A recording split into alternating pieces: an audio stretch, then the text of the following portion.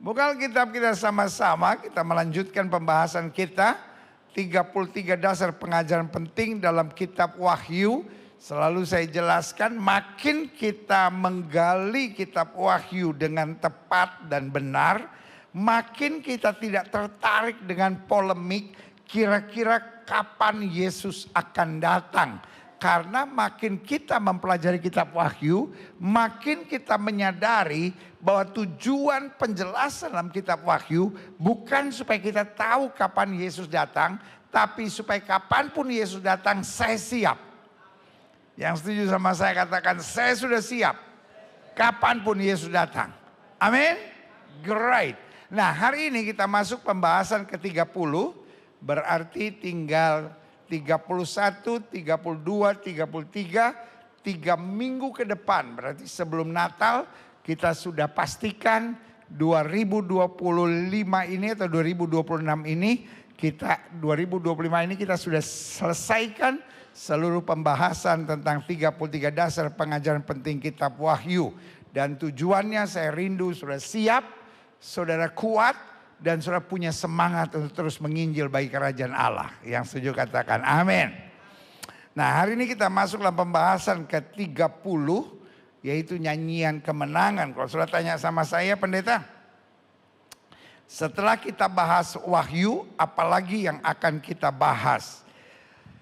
Saya sedang mau menjawab banyak pertanyaan yang bilang, karena banyak sindiran dari kawan-kawan kita, kelompok ajaran koplak, saudara-saudara, yang suka bilang gini, orang Kristen sekarang tidak ngikutin Yesus. Orang Kristen sekarang ngikutin Paulus. Kita yang dari nggak ngerti, jadi lama-lama terganggu juga. Apa sih bedanya Paulus sama Petrus? Apa sih bedanya Paulus sama Yesus gitu? Bahkan saya ketemu sama orang-orang Kristen. Apa saudara? Orang-orang Kristen. Yang bilang sama saya, pendeta kalau khotbah boleh gak sih ngomongnya Yesus aja, gak usah Paulus dibawa-bawa. Sampai saya bilang gini, Paulus bikin apa sih sama kau? Sampai kayaknya kepahitan banget gitu sama Paulus. Saudaraku yang kekasih dalam Tuhan, hanya orang-orang yang kurang baca Alkitab. Saya ulangi sekali lagi. Hanya orang-orang yang kurang baca Alkitab. Apa saudara? Hanya orang-orang yang kurang baca Alkitab. Yang gak ngerti bahwa Paulus bilang, ikutilah teladanku sebagaimana aku mengikuti Kristus. Tetapi kemudian banyak penjelasan dari orang Kristen yang aliran anti Paulus. Dan ada pelajaran-pelajaran dari mereka yang kelompok senangnya nyerang Kristen. Yang selalu bilang ajaran Paulus dan ajaran Yesus berbeda. Lalu kemudian dia mulai ngomong asbun-asbun yang gak jelas itu. Dan repotnya kita yang kurang baca Alkitab, akhirnya iya ya, berarti Paulus dan Yesus berbeda. Tujuannya untuk membangun sebuah opini bahwa the Bible is not the truth. Alkitab bukanlah kebenaran. Karena di dalamnya dua tokoh besarnya bertentangan. Dan saya hanya mau bilang sama saudara, Alkitab itu dahsyat. Orang boleh coba menyerang dengan cara apapun. Tapi Alkitab selalu dapat membentengi dirinya.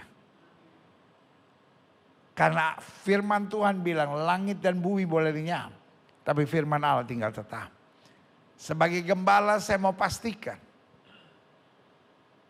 Ada 33 bukti bahwa Paulus dan Yesus tidak pernah bertentangan. Saya mau setiap kita menggalinya, memahaminya, sehingga serangan apapun kita makin maju, makin menginjil, makin jadi berkat bagi kerajaan Allah. Berikan tepuk tangan yang meriah. Nah, hari ini kita masuk dalam pembahasan ke-30 tentang nyanyian kemenangan. Klik. Wahyu 15 ayat 1 sampai 4. Nyanyian mereka yang menang. Sama-sama bilang sama saya, ujung-ujungnya saya menang. Sama-sama bilang ujung-ujungnya saya menang. Saya nggak mau tahu ada binatang yang keluar dengan kepala 8, kepala 10, tanduk 10, apapun namanya. Tapi ujung-ujungnya kita menang. Jadi mempelajari kitab Wahyu, jangan fokus pada masalahnya.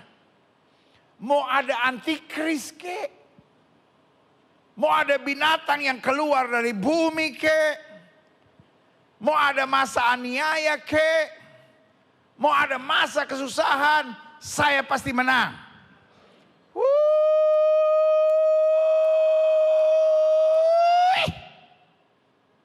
Yeah. Sama-sama bilang saya pasti menang. Setiap kali dokter ngomong apapun tentang penyakit saudara, roh di dalam saudara harus bilang saya pasti menang. Setiap kali saudara lihat masalah keuangan, masalah dengan keluarga, masalah dengan omongan orang, masalah saudara digosipin, taruh tangan kanan saudara di dada bilang saya pasti menang. Itu mentalitas kita. Orang yang mempelajari kitab Wahyu secara benar, secara bertanggung jawab, mentalitasnya dia semakin bernyala buat Tuhan karena dia tahu dia pasti menang. Alkitab sudah menubuatkan betul ada ini, betul ada ini, betul ada ini. Tapi ada nyanyian mereka yang menang. Sama-sama bilang itu nyanyian saya. Amin. Kita lihat. Dan aku melihat satu tanda di langit besar dan ajaib. 7 malaikat dengan 7 malapetaka terakhir. Karena dengan itu berakhirlah murka Tuhan.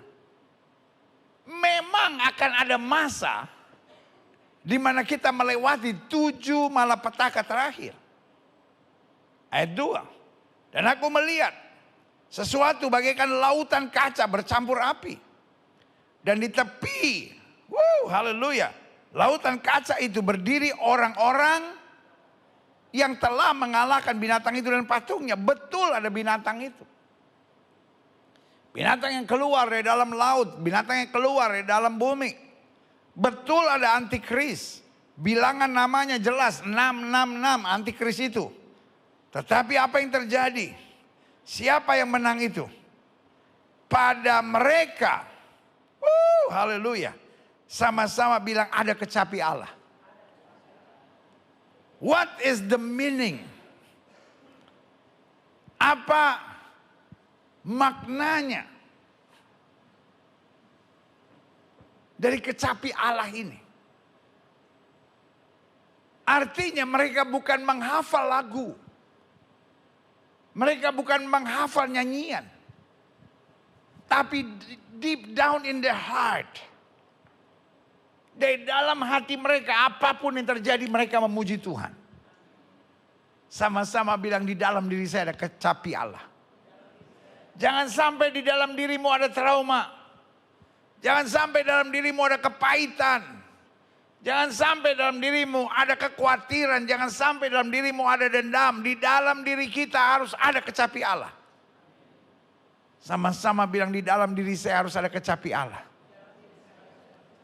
Sehingga waktu engkau dengar kata dokter, penyakitmu A, B, C, D, ada kecapi Allah, maka kita berkata Tuhan itu baik, bahwasanya itu selama-lamanya kasih setianya, aku pasti menang.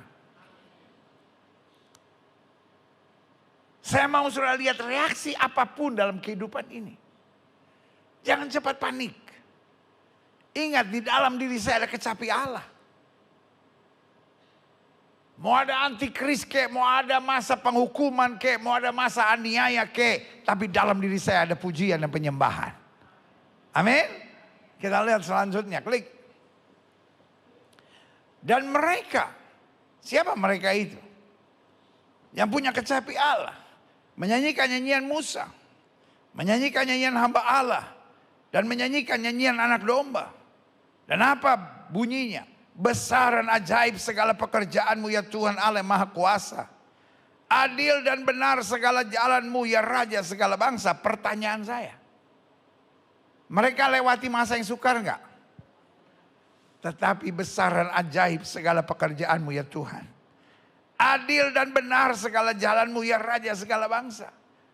Mereka bukan orang-orang yang mempertanyakan, kenapa saya harus lewati ini? Kenapa saya harus difitnah? Kenapa saya harus disakiti?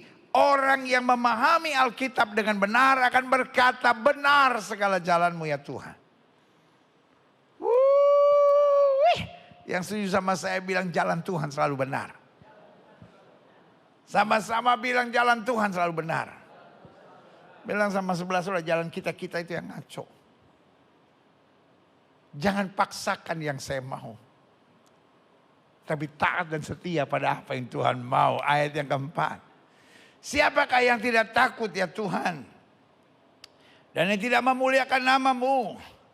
Sebab Engkau saja yang kudus. Karena semua bangsa akan datang dan sujud menyembah Engkau. Artinya, sekarang orang boleh buat apapun. Orang boleh menghina Yesus. Orang boleh memaki Yesus. Orang boleh menghujat Yesus. Tapi harinya akan tiba dan pasti akan terjadi. Setiap lutut akan bertelut. Setiap lidah harus mengaku Yesus Kristus Tuhan. Berikan tepuk tangan yang meriah buat Tuhan. Karena Alkitab bilang, Engkau saja yang kudus. Semua bangsa akan datang dan sujud menyembah Engkau.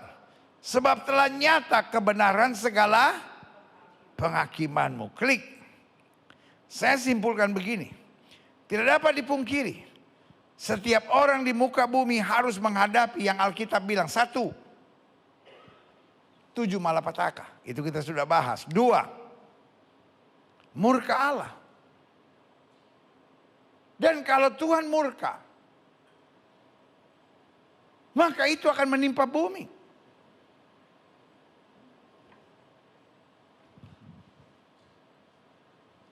Jangan sudah pikir kalau Tuhan murka, hanya orang-orang tertentu saja yang kena, enggak juga. Ketika bumi goncang, semuanya akan goncang. Tapi ada saja pemeliharaan Tuhan buat orang benar. Tapi kitanya harus mengakui. Adil dan benar segala jalanmu Tuhan. Karena Alkitab berkata, Dia kalau memukul, Dia juga yang merangkul kita. 3. Jadi apa yang pertama? Ada 7 malapetaka. Yang kedua apa? Ada murka Allah. Tapi yang ketiga Alkitab juga bilang ada serangan binatang itu. Antikris itu baik yang keluar dari dalam laut maupun yang dari dalam bumi. Dan saya menyebutnya sebagai masa-masa yang mengerikan. Sebagai masa yang mencemaskan. 1 buat orang yang tidak punya iman. 2 buat orang yang tidak mengerti jalan Tuhan. Dan yang ketiga, buat orang yang hanya bermain dengan logika. Karena dia mulai berpikir bagaimana kalau begini, bagaimana kalau begini, bagaimana kalau begini. Tapi kita mengakui jalan benar itu adil. Kita yang mengerti jalur firman Tuhan. Maka kita akan berkata semuanya ini memang harus terjadi karena sudah dinubuatkan oleh Alkitab. Tetapi orang yang bertahan sampai kesudahannya, dia akan boleh selamatnya. Berikan tepuk tangan yang meriah buat Tuhan. Klik. Tetapi Alkitab juga bilang, adapun mereka yang menang. Klik. Saya catat di sini ada kecapi Allah. Klik. Ada nyanyian Musa. Ada nyanyian hamba Allah. Dan ada nyanyian anak domba.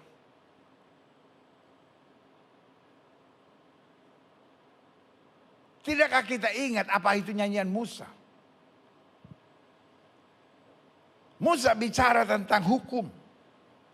Karena Musa yang menerima 10 hukum Tuhan.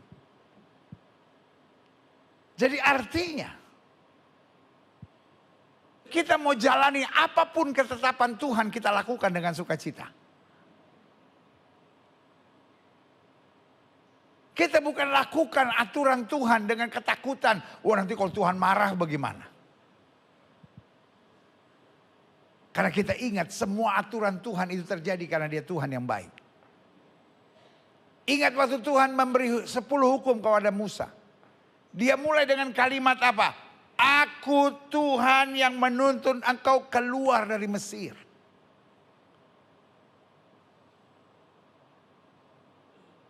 Dengan lain kata dia jelaskan dulu.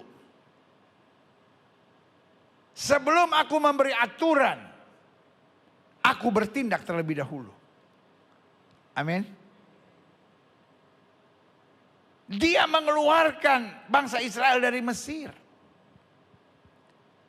Tapi sayangnya Mesir belum keluar dari bangsa Israel. Otak Mesir, pikiran Mesir, kebiasaan Mesir, cara hidup orang Mesir belum keluar dari bangsa Israel.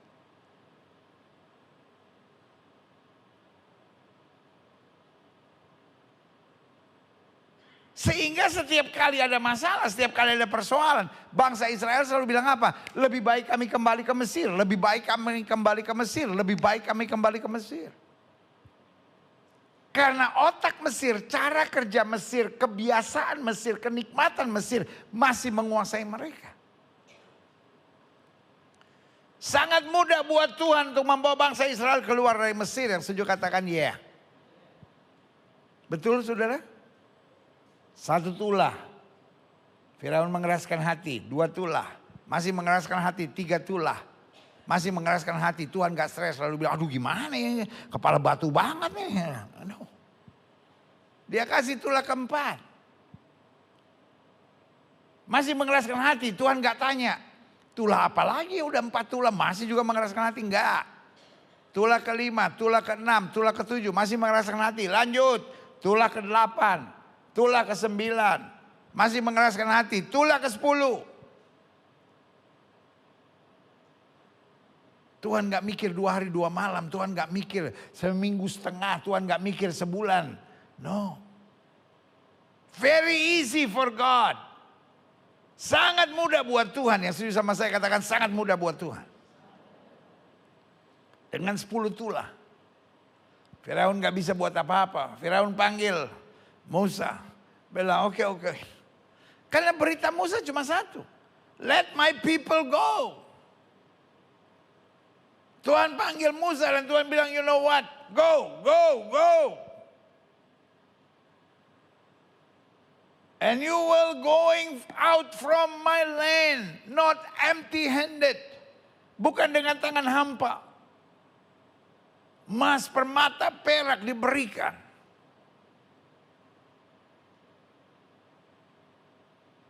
Dan saudara yang kasih dalam Tuhan.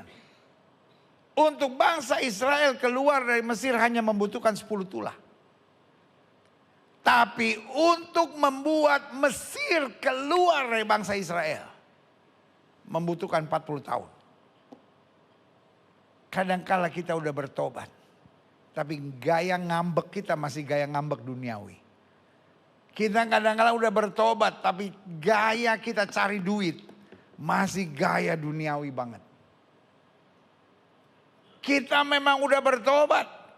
Tapi kalau kita lagi stres, kita lagi jengkel, kita pakai cara dunia. Kenapa? Kita sudah keluar dari Mesir, tapi Mesir belum keluar dari dalam diri kita. Hukum, firman, peraturan, ketetapan Tuhan berikan buat kita. Supaya dunia keluar dari kita. Itulah nyanyian Musa. Jadi kita jalani semua firman Tuhan dengan puji-pujian. Amin. Yang kedua nyanyian hamba Tuhan. Apa itu nyanyian hamba Tuhan? Kita sadar bahwa kita hanya hamba. Tapi kita bersyukur. Karena kita tadinya hamba kegelapan dan sekarang diangkat menjadi hamba terang dalam kemuliaannya. Nyanyian anak domba, nyanyian apa? Penebusan. Bersukacitalah bukan karena setan-setan itu takluk. Bersukacitalah bukan hanya karena berkat-berkat mengalir. Bersukacitalah bukan hanya karena doa-doamu dijawab. Tapi bersukacitalah karena namamu ada terdaftar di sorga. Katakan amin. Jadi dari sini kita belajar ada 3 nyanyian. Nyanyian Musa artinya apa? Dalam melakukan hukum Tuhan kita selalu bersuka cita. Yang kedua, nyanyian hamba Tuhan dalam menjalani ketaatan kepada Tuhan, kita harus selalu bersuka cita. Dan yang ketiga, nyanyian anak domba, apapun yang terjadi, kita bersyukur kita sudah ditebus oleh darah Yesus. Sama-sama bilang, saya warga sorga. Ketika orang sedang berjuang menuju sorga, Kristus menebus kita.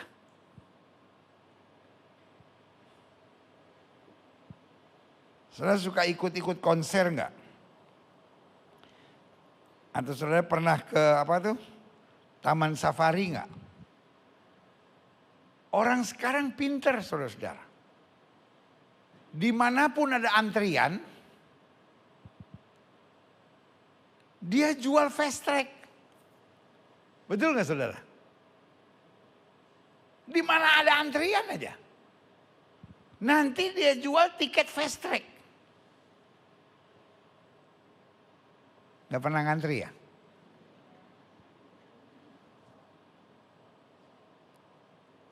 Di bandara aja kadang-kadang gitu. Kalau saudara naik bisnis kelas katanya lewat fast track. Konser juga gitu. Tiket-tiket tertentu jalur ngantrinya beda, fast track. Ya kan?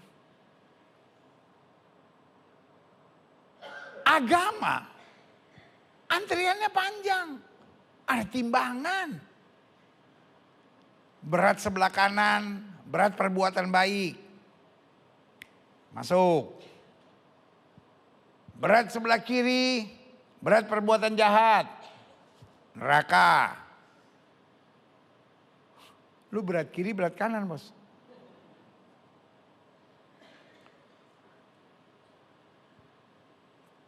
Kalau ditimbang satu persatu, berapa lama antriannya? Kenapa kita bangga dengan Yesus? Fast track bos. Apa saudara?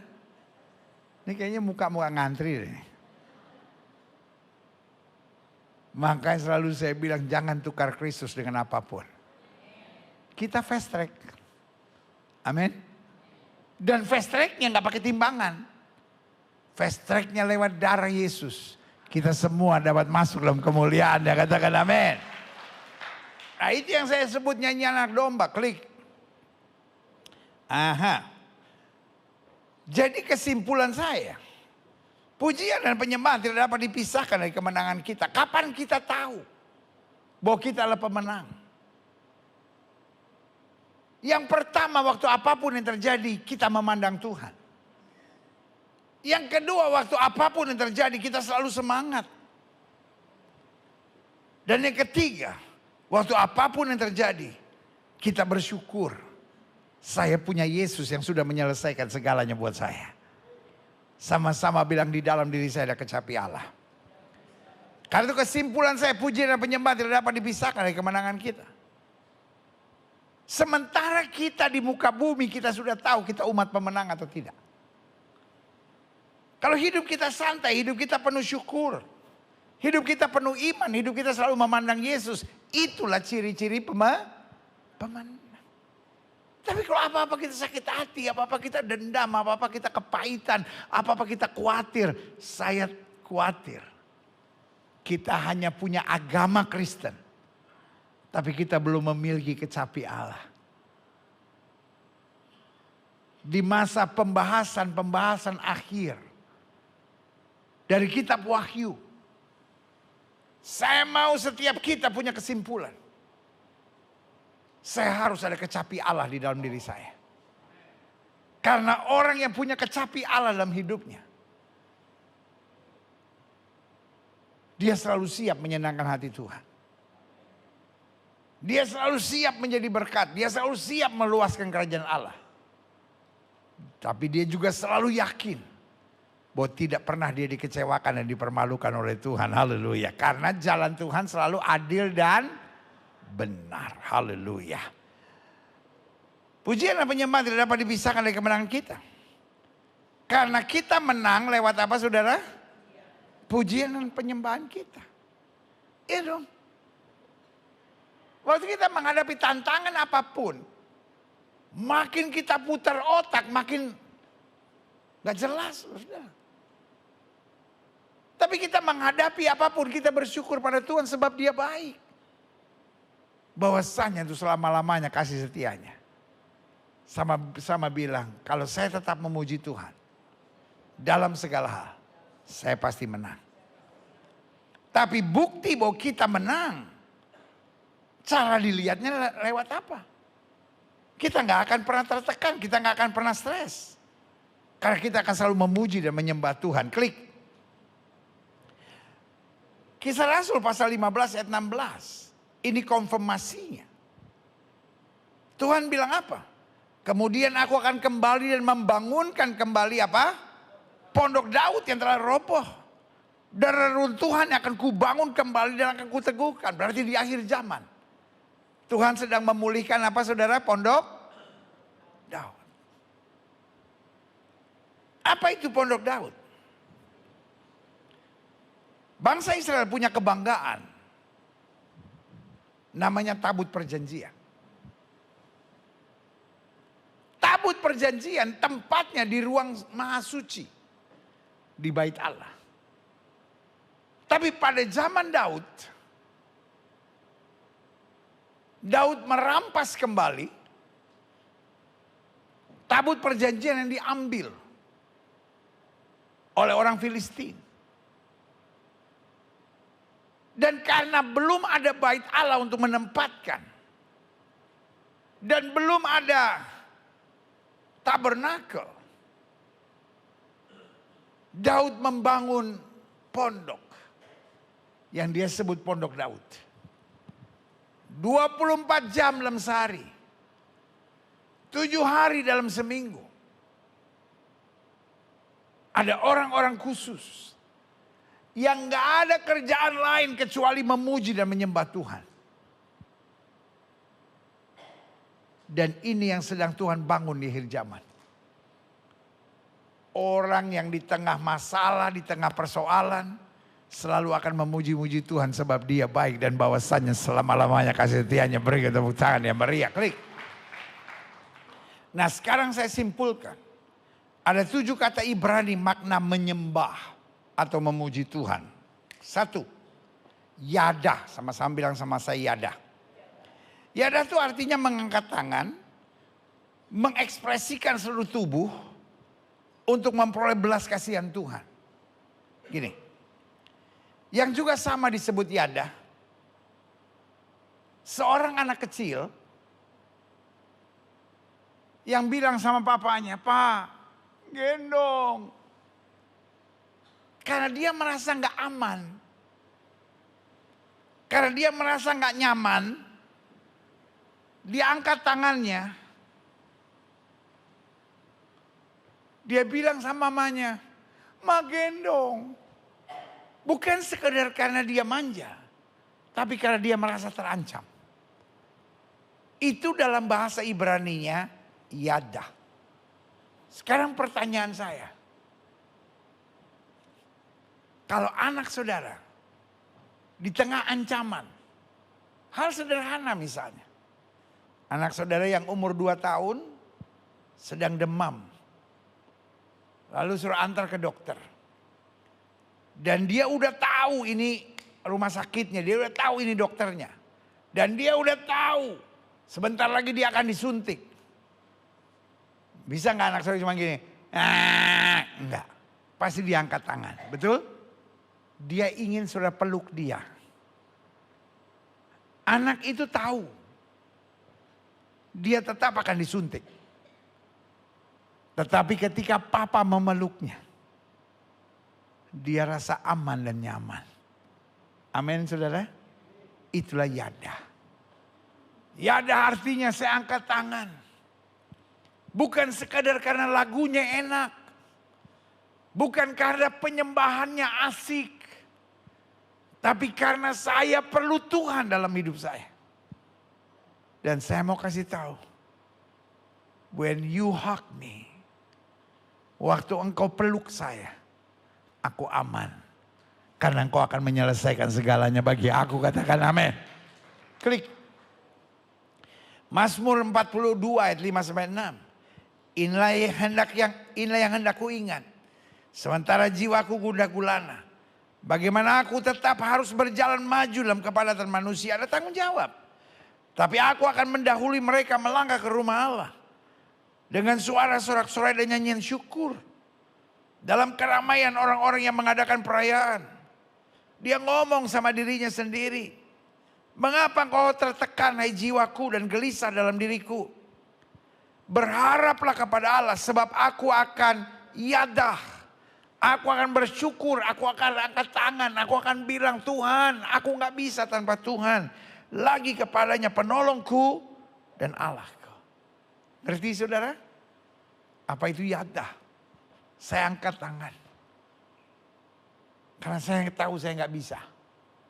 Tapi saya datang pada kekuatan tertinggi yang akan menyelesaikan segalanya buat saya. Klik.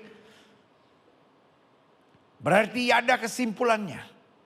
Mengangkat tangan saya memohon belas kasihan. Menyadari penuh dia sanggup dengan segala ekspresi tubuh saya. Klik. Yang kedua, toda. Toda hari ini dalam bahasa Ibrani juga berarti thank you. Tapi toda sebetulnya mengangkat tangan dengan sebuah sikap iman yang berkata, aku sepakat denganmu Tuhan. Artinya, I stop with my logic. Aku angkat tangan. Aku akan bilang, whatever you do, I know that's the best. Itulah toda. Jadi toda tidak mempertanyakan kenapa begini. Toda bukan sekedar, oh ya oke Tuhan saya terima kasih. No. Toda artinya saya angkat tangan. Dan saya bilang Tuhan kemanapun Tuhan mau bawa saya tahu ini yang terbaik. Klik. Mazmur 26 ayat 7. Sambil memperdengarkan toda dengan nyaring. Dan menceritakan segala perbuatanmu yang ajaib. Jadi sekarang kalau orang kritik dan bilang gereja karismatik, gereja Pantekosta aneh bener. Nggak ada yang bawa senjata, diangkat tangan, angkat tangan.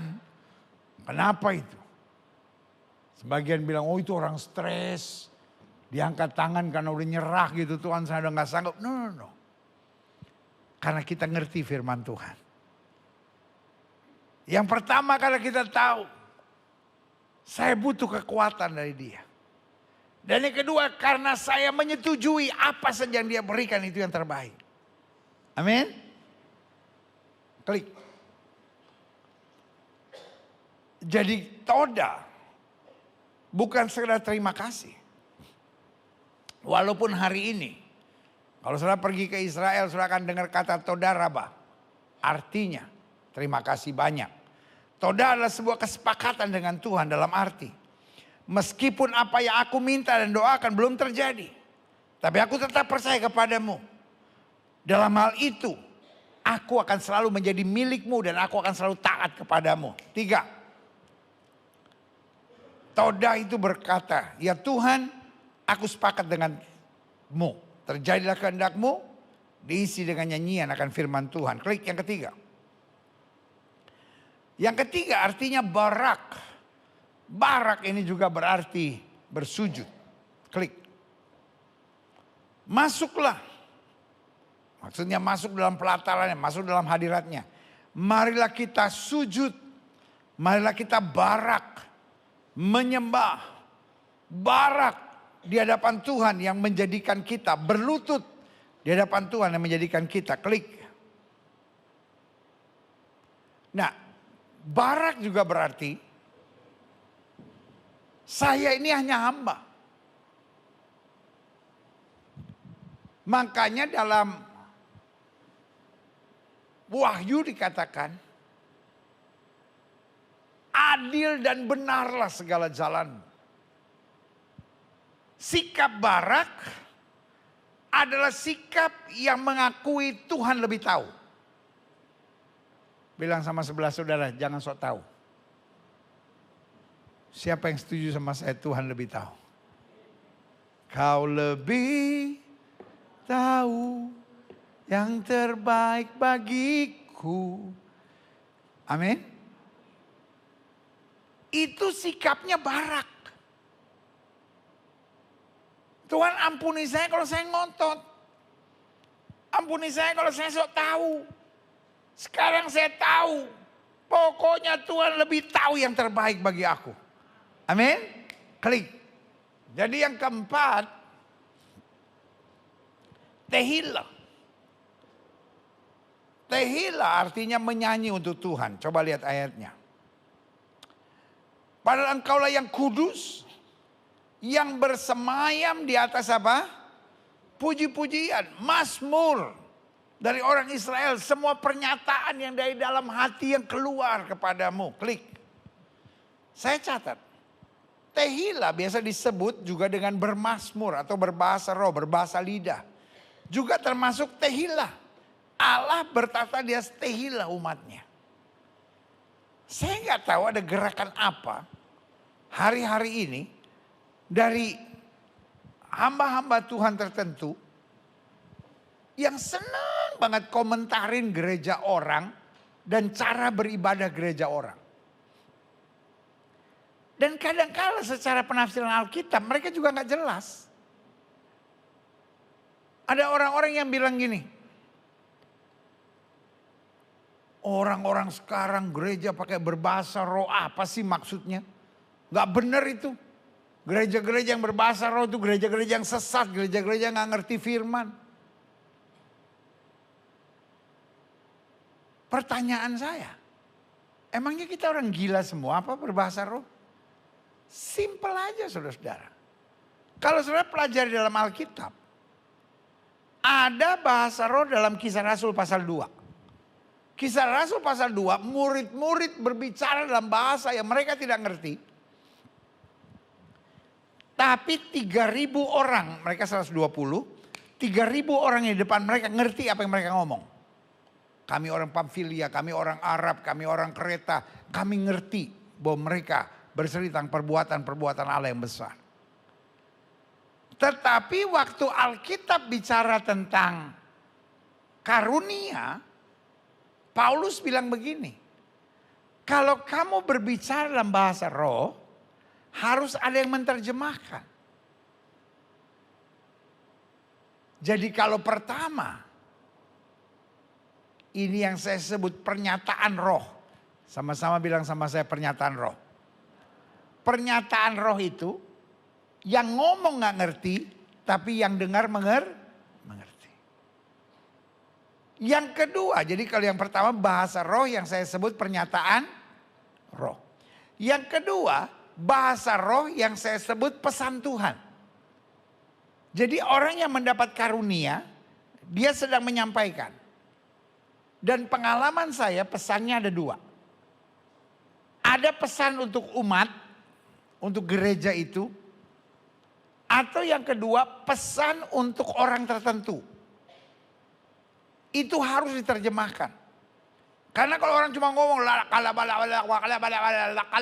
bala. Ngomong apa dia? Ini harus ada yang menerjemahkan. Dan biasa sekali di gereja tertentu ada orang suara keras, tiba-tiba ada yang menerjemahkannya.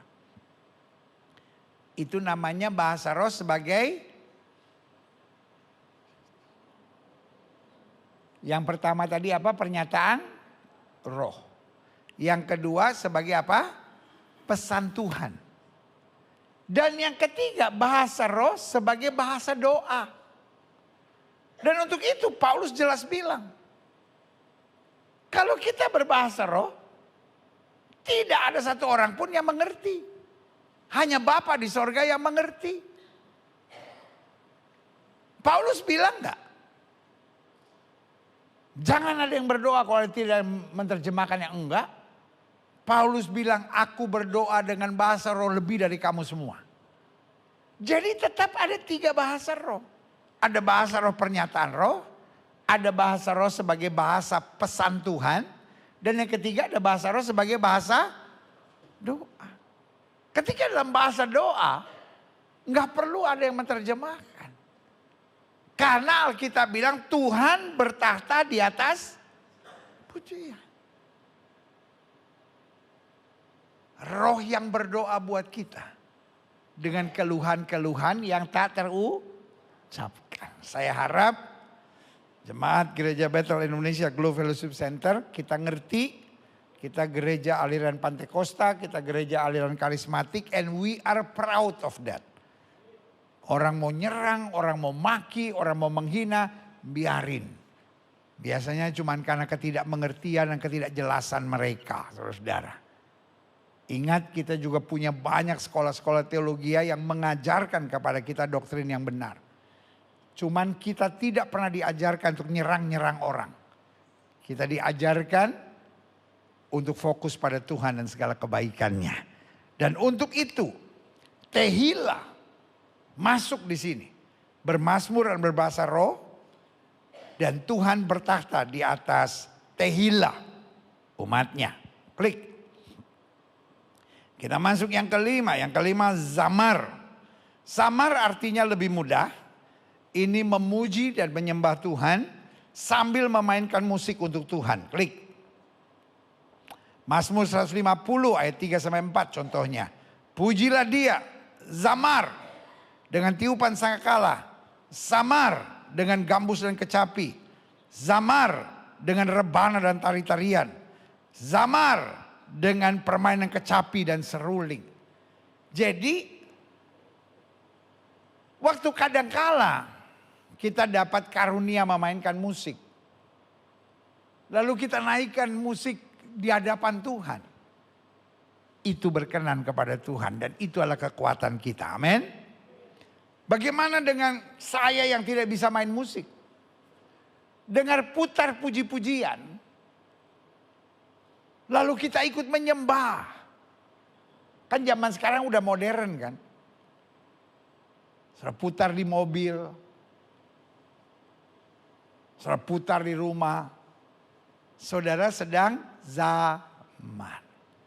Tapi jangan sampai ada lagu rohani. Terus saudara sambil nonton drama Korea gitu.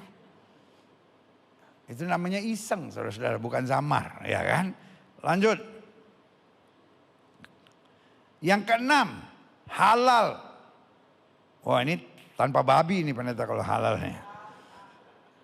Halal saya nggak ketemu bahasa Indonesianya. Saya pakai bahasa yang mungkin agak rancu, mengapi-apikan diri untuk Tuhan.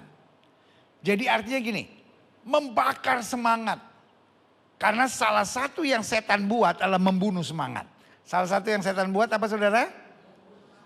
Sampai kita udah malas gitu, ke gereja malas, memuji Tuhan malas. Too many problem. Too many problem. Tetapi apa artinya halal? Mengapi-apikan diri, membakar semangat kita. Untuk tetap menyembah dia. Tidak selamanya kita menyembah Tuhan ketika kita ingin menyembah Tuhan. Saudara setuju gak? Ada kalanya saudara tuh rasa capek gitu. Ada kalanya saudara rasa tawar hati gitu. Ada kalanya saudara melayani Tuhan tuh kayak ada serangan gak tahu dari mana gitu ya kan. Kalau orang-orang ahli bilang jangan-jangan itu hormonal, jangan-jangan itu kejiwaan, jangan-jangan sudah kita gak mau tahu lah gitu. Pokoknya saya tetap harus memuji Tuhan. Dalam situasi enak atau tidak enak, Tuhan itu baik. Dalam situasi enak atau tidak enak, memuji Tuhan itu baik. Dalam situasi enak atau tidak enak, Tuhan tidak pernah akan mengecewakan anak-anaknya. Berikan tepuk tangan yang meriah buat Tuhan. Amin. Klik. Dari kata halal ini muncullah kata haleluya. Haleluya itu artinya memuji Tuhan dengan berapi-api dan ekspresif. Bukan karena we like it. Bukan karena we feel it. Tapi karena komitmen. Sama-sama bilang sama saya komitmen. Jadi hidup ini jangan apa-apa pakai perasaan. Tapi hidup ini harus punya komitmen. Makanya bahasanya haleluya itu memuji Tuhan dengan berapi-api dan ekspresif. Tanpa memperdulikan sekitar kita. Karena kita fokus hanya pada Tuhan. Klik. 2 Samuel 6 ayat 14. Dan Daud menari-nari di hadapan Tuhan dengan halal. Ia berbaju efod dan kain lenan. Klik. Ketika Daud pulang untuk memberi salam kepada sisi rumahnya, maka keluarlah Mikal binti Saul, istrinya, mendapatkan Daud. Katanya, betapa raja orang Israel menelanjangi dirinya pada hari ini di depan mata budak-budak perempuan para hambanya. Merasa dirinya terhormat pada hari ini seperti orang hina dengan tidak malu-malu menelanjangi dirinya. Salah satu permainan setan, apa saudara? Sama-sama bilang sama saya, intimidasi. Daud lagi bahagia-bahagianya tuh. Tabut Allah datang. Yang selama ini dikuasai oleh Filistin.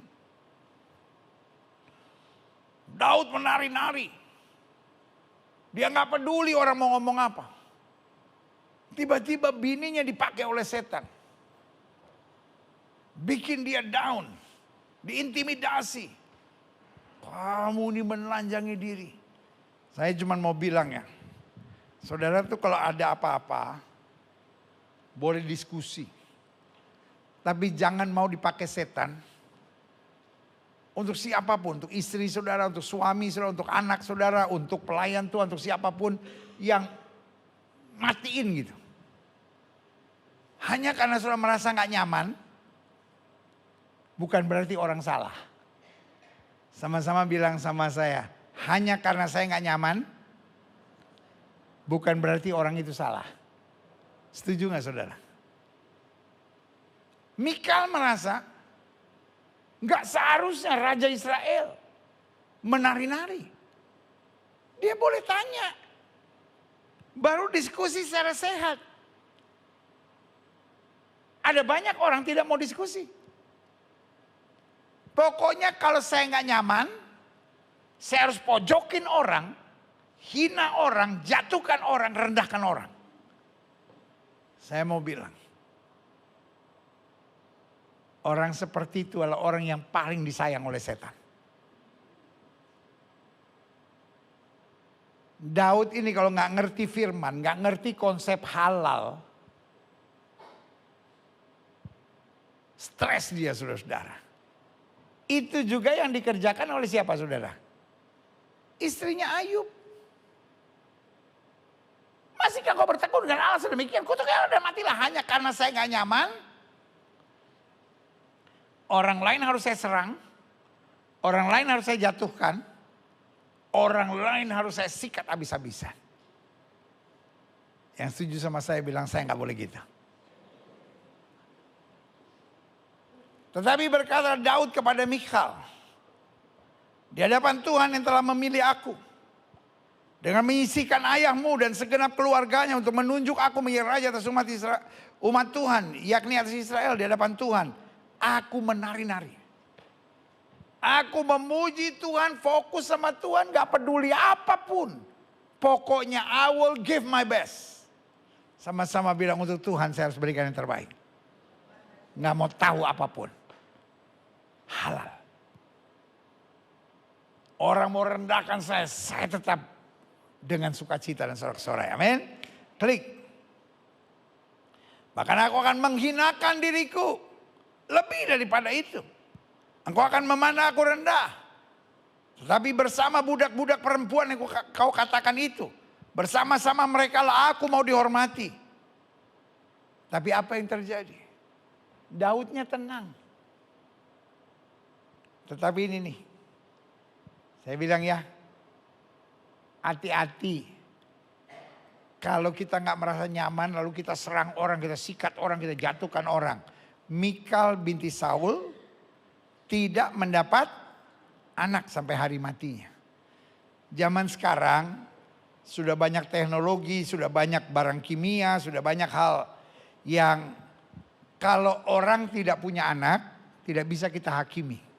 1001 alasannya. Tapi zaman dulu kalau orang gak punya anak cuma satu, kutuk.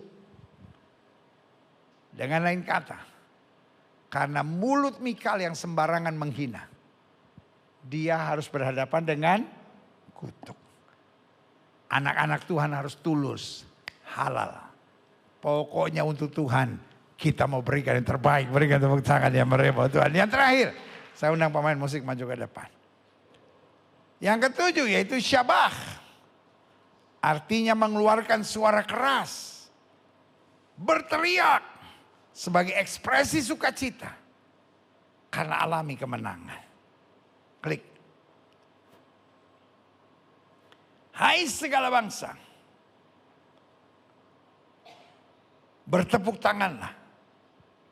Elu-elukanlah Allah. Dengan sorak-sorai. Dengan syabah. Indonesia lawan Malaysia main bola. Musuh bebuyutan yang gak pernah selesai-selesai. Indonesia lawan Malaysia main bola. Sampai menit ke 87. 0-0. Tiba-tiba menit ke 89. Ingat main bola itu 45 menit kan? Babak pertama 45 menit, babak kedua 45 menit. Jadi total 90 menit. Menit ke 89. Tiba-tiba Indonesia bikin gol. Bisa nggak? Pemain atau penonton gini. Halo. Bisa nggak? Berteriak saudara-saudara. Wah itu stadion pecah saudara-saudara. Kenapa? Karena kemenangan. Pertanyaan saya, mereka lelah enggak? Pertanyaan saya, mereka capek enggak? Pertanyaan saya, mereka lemah enggak? Lemes enggak? Stres enggak? Sampai menit ke 89 belum gol, pasti lemes. Mereka udah buat yang terbaik. Kenapa belum, kenapa belum, kenapa belum? Tapi terakhirnya mereka bersorak. Karena kemenangan yang besar. Itulah kita. Kita nggak bisa diam. Kita bersorak. Karena dia Tuhan yang baik. Yang tidak pernah mengecewakan kita. Berikan tepuk tangan yang meriah buat Tuhan.